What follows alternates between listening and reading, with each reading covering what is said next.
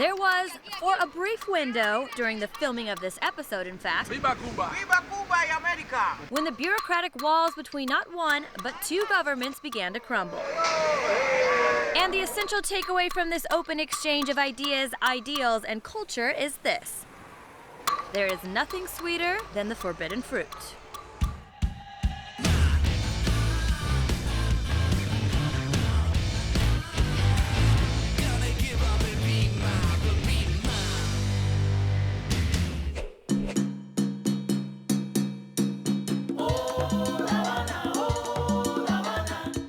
Havana today is captivating. It's vibrantly colorful, safe, warm, and welcoming, and above all, it's beautiful here. But faced with decades of civil unrest, a sweeping communist movement had captured the will of the Cuban people, when on New Year's Eve, 1958, a revolutionary effort culminated with the seizure of Cuba's capital city. Cuba tonight is an island in revolt. Under the leadership of Fidel Castro, General Fulgencio Batista, a brutal dictator, was deposed. And the goal of restoring power and prosperity to all the Cuban people became the paramount function of the state. And despite a trade embargo put in place by the U.S. in 1962, aimed at curbing the spread of communism in the West, and regardless of your political beliefs, Cuba has been moving forward ever since. So if you're looking to move around the country these days, chances are you're cruising in a classic. Yeah. When people think in Cuba, they think classic cars, because this is part of the Cuban identity. This is who we are, so we need to defend that. Why do you feel like a classic car here in Cuba will never die? Because of the embargo, we didn't have the opportunity to bring new cars, so we need to solve the situation with the cars that we had. But they look brand new, they look beautiful, spotless. How do you make that happen? With a lot of work, but it's very difficult to maintain a car in Cuba because of the embargo. And it's mechanical engineers like Diane Gutierrez that are keeping this car culture alive. A car for a Cuban is a very special thing, so... In the blood. Yeah, exactly. It's not only what fits us for work, for having fun. This is a family member. You went with pink.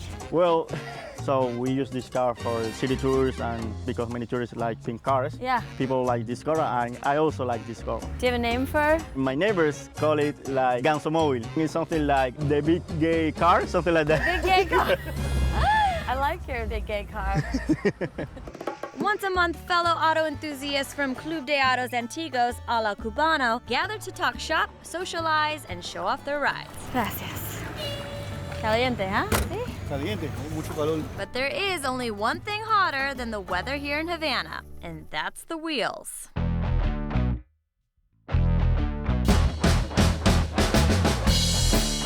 El concepto popular es que un carro, porque es viejo, ya es clásico, y no es así. No todo lo que vemos son clásicos. So you're gonna show me what's under the hood? Sure. That's what I'm wondering. So what makes a car classic? Para ser clásico es una categoría que se obtiene desde la fábrica. This is a 1956 Chevy Bel Air. So which parts are still original? The whole engine, except for the alternator, which is Russian, Okay. and the distributor is an electronic one. Founded in 2003, Club President Alberto Gutierrez Alonso today boasts a loyal membership of 110 automobiles that will leave you breathless. To see one of these classic cars in the States, you're like, oh my gosh, it's amazing, but there's a fleet here in Cuba. How much pride do you take in your cars and your club? A los cubanos somos una familia. Fíjate tú si estamos orgullosos que nosotros hacemos las exhibiciones de gratis. No cobramos por hacer las exhibiciones. Thank you. A body in motion tends to stay in motion, and the only thing that beats a classic is an original. Most dance historians trace the roots of salsa to the streets of Cuba, and casino, the Cuban style of this art form, is undeniably entirely their own. In Cuba, the Cubans, they don't study casino.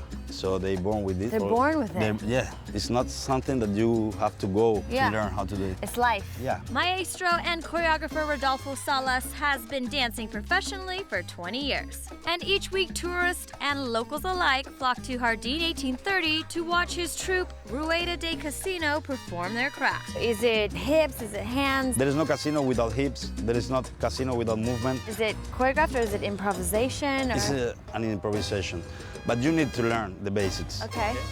It's a partner dance. Oh. Yeah, it's a partner dance. So we will be on the social position, 1, 2, 3, and 5, 6, 7. It's more about feelings. You let the music move you, Yeah. huh? You like dirty dancing? Like yeah. You go back step on 1 and 2, 3, 5, 6, 7, and 1, 2, 3, 5, 6, 7.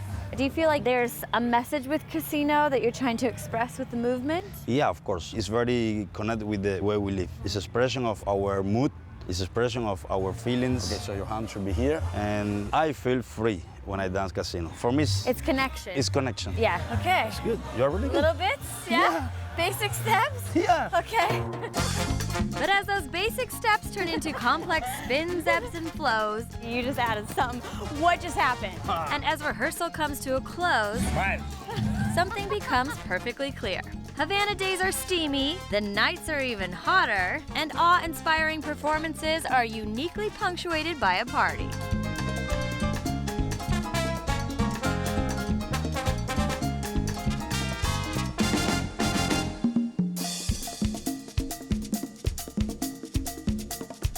Un aplauso. Buenas noches.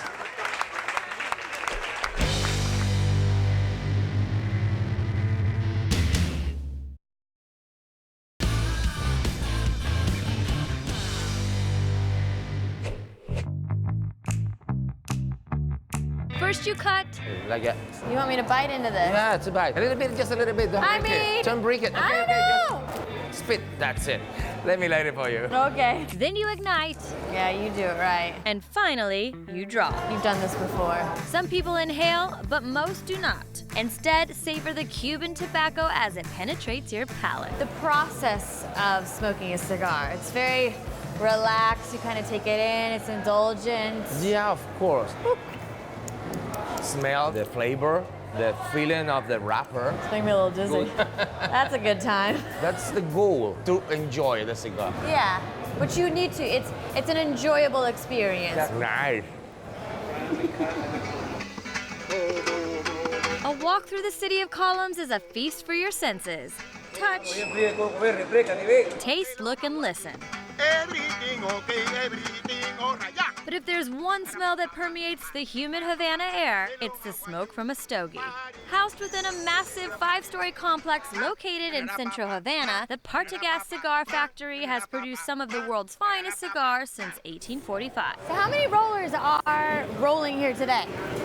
We have around 225 rollers. 225. And how many cigars per person are they producing in a day?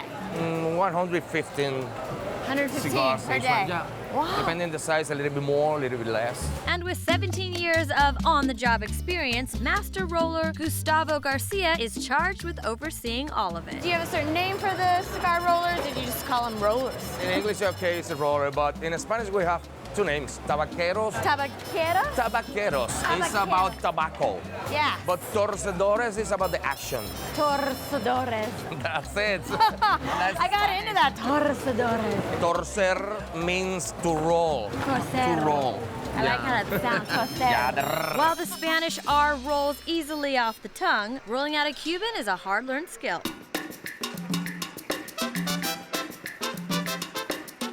This is one of the most respected professions in Cuba, do you think? Yeah, because it's something traditional. So it became a very special job for us. What's the training like to become a cigar roller? The training will last at least 9 months. In 1 month, they have to make the perfect filler. How do we make the filler? Filler is the inside part of the cigar. Okay. So you have to make like a paper fan, just like this. And then tight a little bit. Take the ends off? That's it. Each of these leaves kind of give a different flavor? Yeah. And the blend of this one will give to the cigar different aromas, different character. Following strict recipes that dictate the number of leaves used and even the order in which they're placed, strongest flavors go in the center. One more. That's it. I got it. The decision to wrap what's now known as a bunch in a binder leaf is solely at the discretion of the roller. So you have to have Yes, like this. this one over this one. Okay. Cover, and we will roll from here to there. You're doing it with one hand Yeah, there. it's not easy Skill. holding this one. Got my little carrot stick here now. Now it's almost dressed. The wrapper is the final leaf. The leaf that will make beauty to the cigar. These leaves are from Cuba, right? Everything's from Cuba. Everything is from Cuba. The taste of the wrapper is very mild. This is all Cuban tobacco. So will be the outside beauty. This kind of has a bit of stretch to it. Yeah, huh? stretch. Like this? That's okay. Remove this part. It didn't cut. This way, this way, this way. That's right. Good. Yeah. Everyone in this room is making it look real easy. I'm definitely Very easy. amateur over here. Years of a skill. We shape and roll. What makes a cigar perfect? It's beginning to feel. Pressing and dressing. We seal the deal. The soil and the weather in these places. It's okay. It can be fixed. Oh no! We cap it off. And at the end, the skills of the rollers. This is meticulous. Yeah. Finally, we chop the cigar down to size. Got it grown in the soil, then the Cubans are making it, hand rolling it. Got it? Yeah? That's Voila. it. Talk about handmade, huh? Yeah. Legit. In fact, you can even check it on the boxes. Totalmente a mano means totally by hand. Totalmente a mano. Mwah. In Cuba, indulgence can come in many forms. Which is why when world-renowned author Ernest Hemingway first moved to the island nation in the 1940s, his third wife chose a location for what is now their museum home, 15 miles from Havana's famous watering holes. That being said, the mojito, the presidente, and the pina colada were all invented here in Cuba, as was the daiquiri, Hemingway's drink of choice, born in his favorite bar.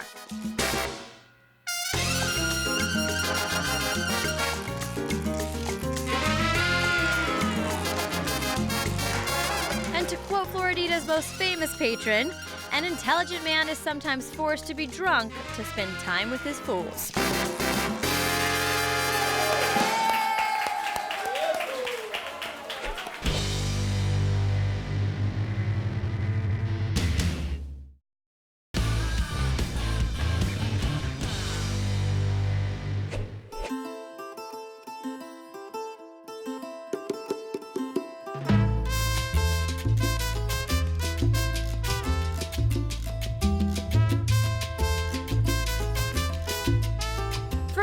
The act of eating out and a variety of dining options are easily taken for granted.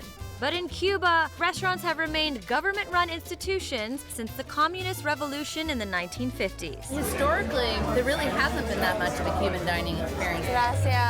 There have been these state places that are run by state workers with state food. You're talking tables with tablecloths and waiters wearing ties. Formal. In Spanish, they say cuadrado. What would that mean in English? It'd be like sort of squared off, Like not in a very box. flexible, in a box. And Yeah. we didn't want to do that, but we also wanted to have really high quality food and like a nice dining experience. Color outside the lines a little bit. Exactly. With recent reforms resulting in easing economic restrictions, Cuba is currently experiencing a culinary revolution. This is delicious. And what initially began as makeshift meals made out of civilian houses I'm so full, but I can't stop eating. has today expanded into a community of privately owned and operated eateries known as paladars. Before you were able to open up your own restaurant, you had to open up your own home. Exactly. El paladar es el sabor que tú tienes cuando pruebas algo, ¿no? That's what paladar means? It's the flavor. Sí, claro, claro. If you're eating out, is this the normal way to go? Well, I think that's part of what we're doing that's different. Cuisine that was sort of a fusion of California and Cuba. You're both worlds. That's sort of what we're going for. We want there to be a place for that. Hailing from San Francisco, Shauna Baum and her husband, Cuban-born Paver Correa Broche, own California Cafe, a palatar that dishes out casual coastal flavors while serving as the perfect metaphor between two realigning nations. There's an affinity between Americans and Cubans of almost like a kinship that's been lost. And so there's something here, like, for me, it feels like kind of a reunification. There's an authenticity to this because you've got the Cali American side and you've got the Cuban side. We sort of view ourselves as being part of the new emerging Cuba. You guys are a little power couple over here. And that power stems from a relaxed atmosphere, live music, plenty of drinks made with Cuban rum, an amazingly inviting full-time staff, and access to incredible ingredients. Famosa hierba buena, lo que es la hierba de mojito. I understood mojito.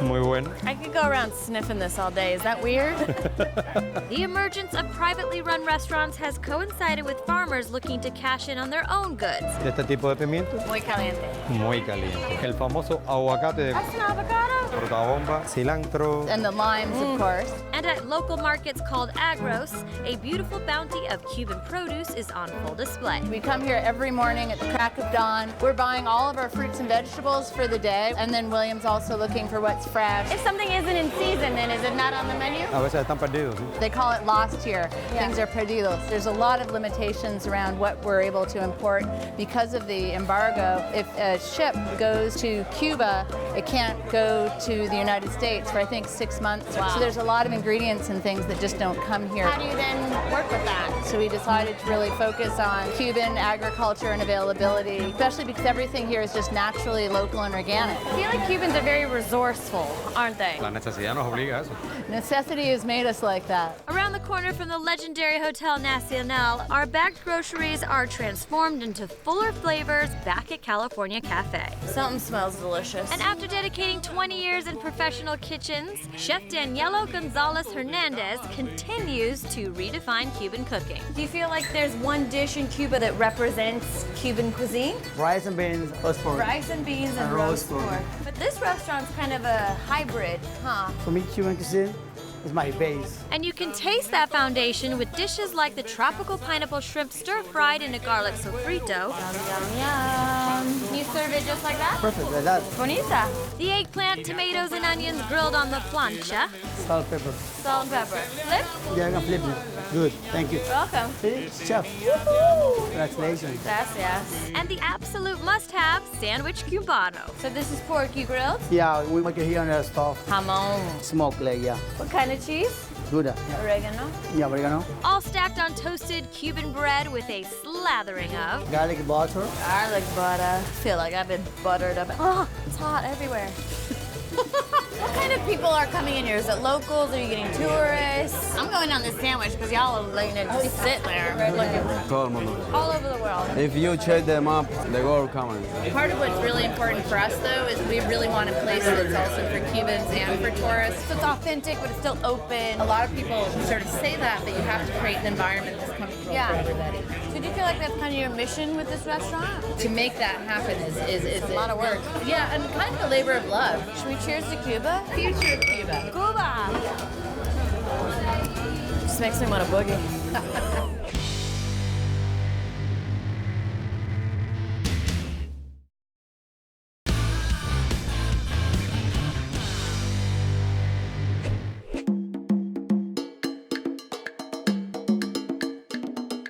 Cuba is so much more than the city of Havana. And when you explore the country, you're constantly reminded of the island's infinite coastal beauty. Nosotros vivimos un privilegio muy grande.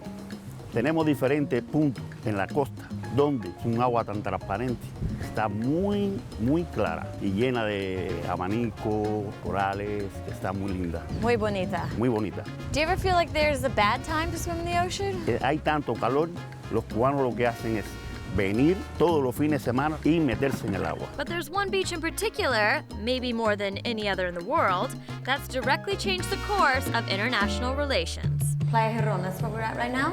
Sí, es Playa Girón, ubicándonos en la bahía de Cochino y por esta zona es playa. On April 17, 1961, some 1,400 Cuban exiles descended upon Cuba's southern shores. Mr. Castro has said that these were mercenaries. Los mismos cubanos que habían salido del país anteriormente estaban en desacuerdo con las ideas de Castro, por eso ellos deciden venir todos aquí a invadir Cuba y volver a tomarla como anteriormente existía antes. Financed by the United States government with military support provided by the CIA, the invasion was met by Fidel Castro. Cada uno de los mercenarios traía este juego, era personal de cada uno de ellos. 20,000 Cuban soldiers. Este es el uniforme que usaban las milicias nacionales revolucionarias. This is what they wore? El uniforme. Uniform? And the operation, which was fraught with problems from the word go, el movimiento de las tropas cubanas, was over after only 66 hours of combat. Y por aquí vamos a ver entonces los cubanos victoriosos celebrando con júbilo. They look happy. But today, whether you snorkel with Rogelio Garcia at Caleta Buena, or tour the exhibits with museum technician Lejani Carballo Reynaldo, so 2 p.m. it was going down. The Bay of Pigs remains as beautiful as it is culturally significant. It's amazing to think that such impactful world events happened here. Es verdad, pero lo que después, la historia fue la que hizo darle más fuerza y más popularidad al lugar. What is the Cuban reaction today? How do you feel about it today? Siempre se le ha dado mucha importancia al suceso de Girón porque de eso venimos. And it changed the course of history forever. Sí, cambiaron el curso de la historia.